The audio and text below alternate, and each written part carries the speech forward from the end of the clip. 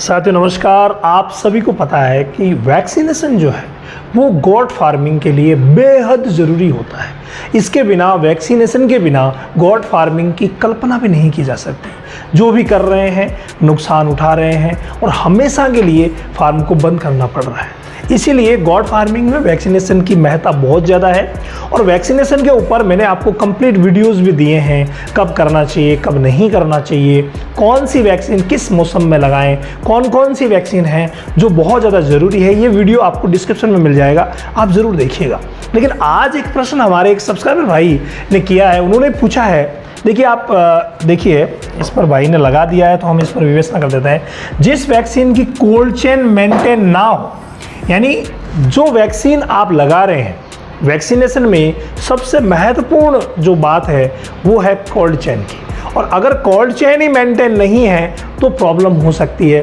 तो भाई ने पूछा है कि जिस वैक्सीन की कोल्ड चेन मेंटेन नहीं हुई है, यानी बीच में कोल्ड चेन टूट गई है, उसे लगाना रिजल्ट 0 होता है या कुछ फ़ायदा या नुकसान भी होता है। पहले कोल्ड चेन के बारे में बता दूं कि हर एक जो वैक्सीन होती है उसको स्टोर करने के लिए विशेष टेम्परेचर पर बताया जाता है कि आप इसको इसी टेम्परेचर पर स्टोर कर सकते हैं। और अधिकतर जो वैक्सीन हमारे गॉट फार्मिंग के लिए आती है वो 2 डिग्री, यानी इनका जो पैमाना है वो 2 डिग्री सेंटीग्रेड से 8 डिग्री सेंटीग्रेड के बीच में इसे रखना होता है। 2 से 8, और 2 से 8 आपको माहौल कहाँ मिलेगा?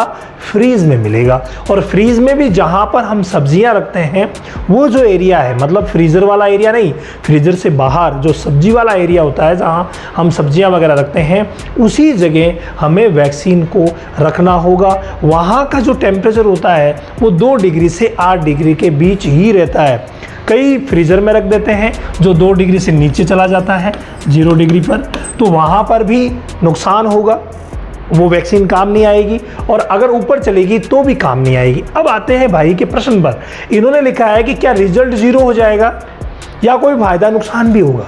देखिए यहाँ पर रिजल्ट 0 होना तय है, यानी रिजल्ट तो आप मान के चलिए कि 0 हो ही जाएगा, ये तो तय है अगर कोल्ड चेन प्रॉपर मेंटेन नहीं रही तो।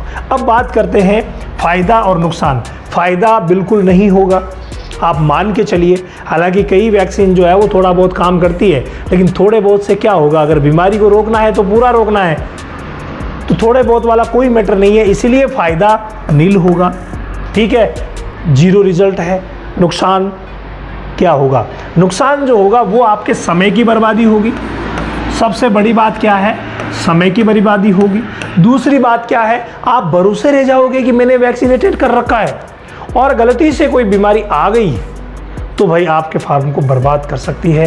ये सबसे बड़ा नुकसान है। इसीलिए आप मान के चलिए कि अगर कोल्ड चेन मेंटेन नहीं है तो पूरा नुकसान ही नुकसान है। फ़ायदा नील बट्टा सन्नाटा, ठीक है, रिजल्ट 0 है और नुकसान होना तय है। क्यों? क्योंकि अगर वो बीमारी आ गई, तो ये एक उदाहरण लेते हैं, रक्षा ट्राइवेक वैक्सीन की उदाहरण लेते हैं जो SS, BQ और FMD के लिए आती है।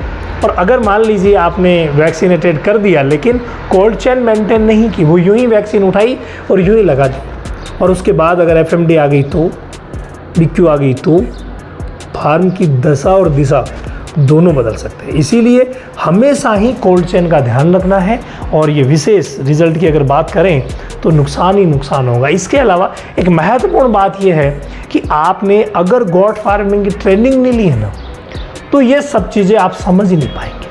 और एक छोटी सी बात मैंने आपको बताई है, ये ऐसी बहुत सारी चीज़ें हैं जिनको आपको डिटेल में समझना पड़ेगा।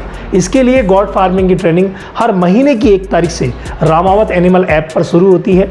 एक बार 1 महीना इस ट्रेनिंग को आप ज्वाइन कीजिए, आप खुद ब खुद समझ जाएंगे कि मुझे पहले कितना नॉलेज था और अब मैं कहाँ हूँ।